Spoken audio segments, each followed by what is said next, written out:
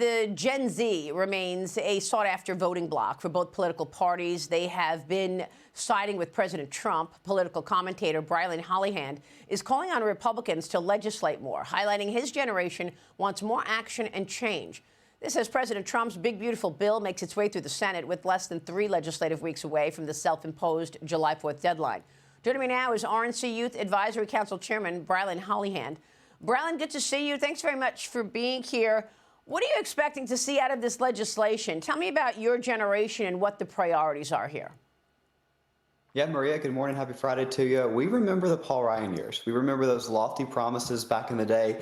We also remember the disappointment at the time, because as you remember, when Republicans controlled the House and the Senate in 2017, barely anything actually got accomplished. The border wasn't secured, Obamacare didn't get repealed, and the swamp wasn't drained, Maria. The only thing that moved quickly was the clock, and that opportunity slipped away. But now it's 2025. Trump is back in the Oval Office, and we have momentum again, and yet that same old DC inertia is starting to set in. Maria, I'll tell you this morning. If the GOP Congress wastes another Trump term by sitting on their hands, it won't just be a policy failure, it's going to be a generational betrayal.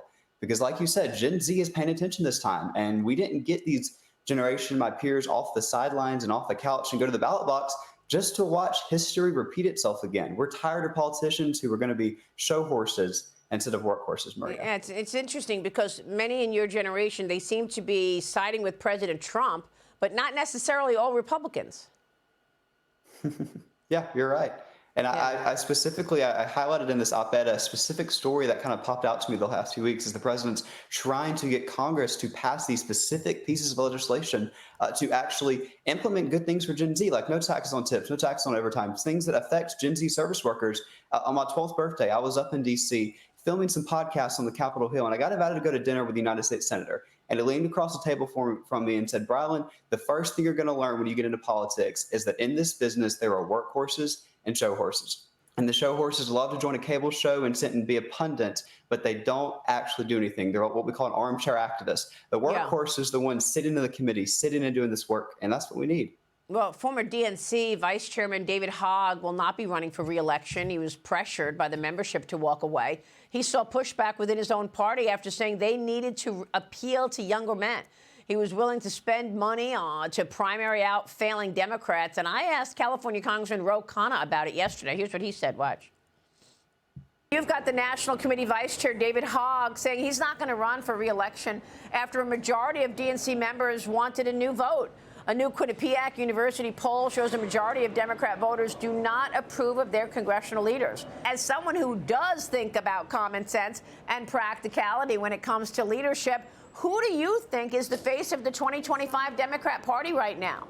Well, I think it's unfortunate what happened to David Hogg. Even the one thing we can watch from the Republican Party is they don't have a problem getting rid of their incumbents. I mean, Donald Trump transformed that party in 8 years. I believe we need new blood in the Democratic Party. I think we need a new generation of leadership.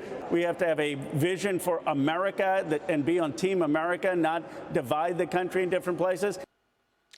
And Brilyn, you mentioned this because you wrote about an op-ed in your op-ed on why Gen Z men are fleeing the Democrat Party. What do you think the reason is?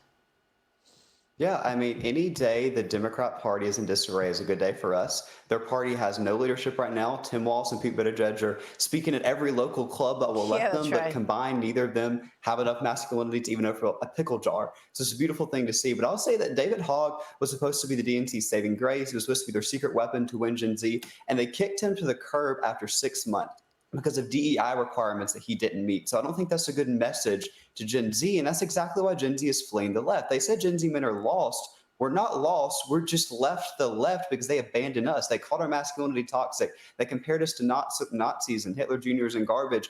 And now they're surprised that we're abandoning their party. Don't get surprised and waste your $20 million. We'd love to see you blow that in the wind before the midterms. Ashley Hinson, jump in. What do you think? Well, first of all, Brilyn, I want to know what you're going to do with your life, because I think you're going to be very successful. I've been on some shows with you before. You're doing well. You know, I 100% agree Washington does not move fast, but I do have to say, In the Senate this week, we've had a huge stablecoin piece of legislation by Senator Haggerty passed, which is now going to the House. Yesterday in the House, we had a huge, we had a rescission package that's making President Trump's, cuts permanent. We also are maybe 10 days away from the big, beautiful bill, maybe 2 weeks.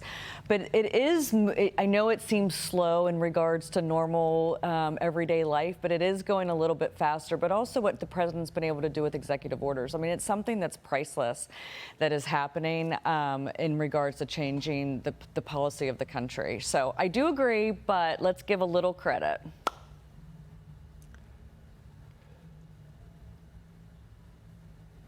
Brilyn? Yeah, I mean, I agree. I think the president's been able to do a lot of really good work with the executive orders and actually do something called promises made, promises kept. This really unheard of thing in politics called actually doing what you were elected to do. It's a beautiful thing, and it's a secret weapon to keep winning Gen Z because he's actually keeping his promises. What DC politicians go and keep their promises, Maria? It's awesome. Yeah, absolutely. And thank you, Ashley Davis. Last time I checked, you are not an elected official. Like Ashley Hinson. My apologies for that. Ashley Davis. All right, Brilyn, thank you for being here. Brilyn Hollyhand, it's good to see you. We'll be following your work, certainly.